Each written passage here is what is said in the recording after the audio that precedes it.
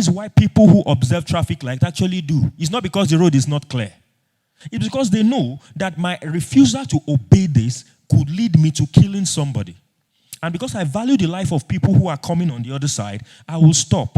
Not because the government is watching and there's a camera to catch me. Because if they don't catch you and you kill somebody, have you not caught yourself? When people are in a hurry, I'm always asking, the only reason you can be in a hurry is that you're a planless person.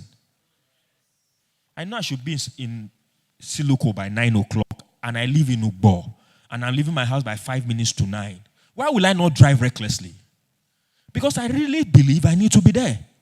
But because I believed I needed to be there, I'm putting it on 5 minutes driving roughly to get there, rather than preparing to get there 5 minutes to 9 and be relaxed. If you ever catch me, look at me now. If you ever catch me in Benin running with moto, know that something is wrong with me. I cannot be normal. Because a normal person doesn't do that. I learned that it is when you do not plan that you are in a hurry. Plan your life so that you are never in a hurry. Ensure that you get the intrinsic values of life that are important. Truth, honesty, dedication, hard work. When those values are there, add it to morality. Add morality to it. That's really, the values now become relative to yourself and what you have been taught. At the end of the day, what you would have successfully done is to bring yourself to a place where all you are waiting for is to affect your generation. Because if you see people who have affected lives, once they don't have these things, once they are not ethical, once they don't have morals and they don't have values, at the twilight of their careers, of their lives, you would see the result of a lack of these things. When you're successful, there are a lot of things that come along with success. A lot of stuff. And one major one that wants to bring you down is the fact that you do not know what is right and what is wrong.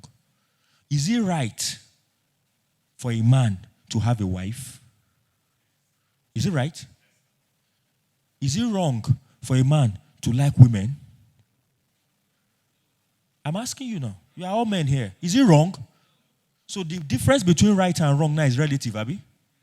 Because you can love women and you are within your rights. But there's a level you will get to that you will try those things that you are trying now and it will hit you badly. If you look at married men, they will tell you, you can be playing with all the women now that you are not married. Even if your woman is by your side and she's not your wife. The moment you marry, you have to watch it. Because if you don't watch it, you cannot explain it all the time. It's a lack of ethics that makes you see a woman that is not your wife and act in manners that are consistent with her being your wife.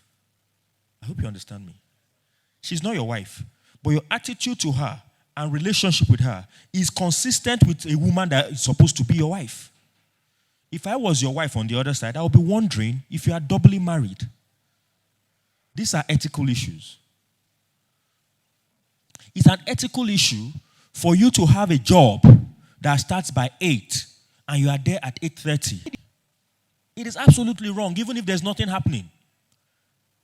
Because the idea is, the day you fail to do what is expected of you, it can be linked to the fact that you are a serial latecomer. Some people say, I know they do anything between 7:30 and 8, so I can as well just get there by 8. No. Your resumption time, my brother, is 7:30. Be there for 7:30. It's ethical to do that. It's necessary to do that.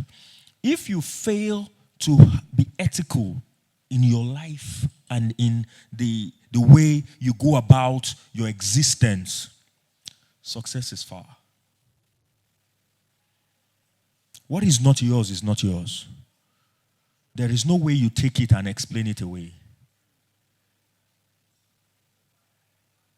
You can be here now when they start to talk about the government, your voice is very loud. They are thieves, they are criminals, they kill us, they do this, they do that. You are not building yourself in order that if that opportunity comes to you, you will not be like that. They did not think they were going there to steal. most times some of these things overwhelm you. Have you been in a place before where you thought you were going to do something and you get there and you discover that you are unable to do it? And because you don't have character enough to drop away, you will be there and you will join the people to do evil. I tell people who are struggling, for instance, with addictions, you know that you are suffering from an addiction, probably smoking. Do you know what you shouldn't do at all? Is to be found in the company of smokers. Because you have stopped. You even really want to stop. It's even your desire that the whole world should stop. But you are in the middle of a place where that is the only thing that is going on. It's a matter of time. You say, let me just drag one. You even give excuse. Say, passive smokers are worse than active smokers. So as I'm inhaling it now, it's even worse for me. It's better for me to just take a sip so that all of us are together. You know why? You lack the ethics. You lack the values that make you know where to be and where not to be. Where you are meant to be at a particular time is where you should be. Do you know that there's a right time to do the wrong thing? And there's a wrong time to do the right thing. There is nobody in this world that can convince me that sex is a bad thing. There's nothing you are going to say. Because it's not. The only thing that is wrong with sex is that you can have it at the wrong time. Young people need to be told. Because most times, because we have become very religious, you tell somebody that sex is bad and he's looking at you, bros, how can it be? Because you don't have an explanation, you can't convince the person. And when someone is not sufficiently convinced, he cannot stop what you're asking him to stop. Doing the wrong thing at the right time and the right thing at the wrong time is a misplacement of values. I like a verse so much in the Bible. I know this is not a church, but I just need to say it. It talks about diligence. When you are diligent in anything that you do, it is a matter of time. Diligent in your business, diligent in studying, diligent in whatever it is you need to do. It's a matter of time. I invite you this morning to check your values. Quit it being, I know what is right, I know what is wrong. Move it to the next level of I do what is right, I don't do what is wrong. Let people know that no matter how difficult it is, once it is wrong, you won't be found there.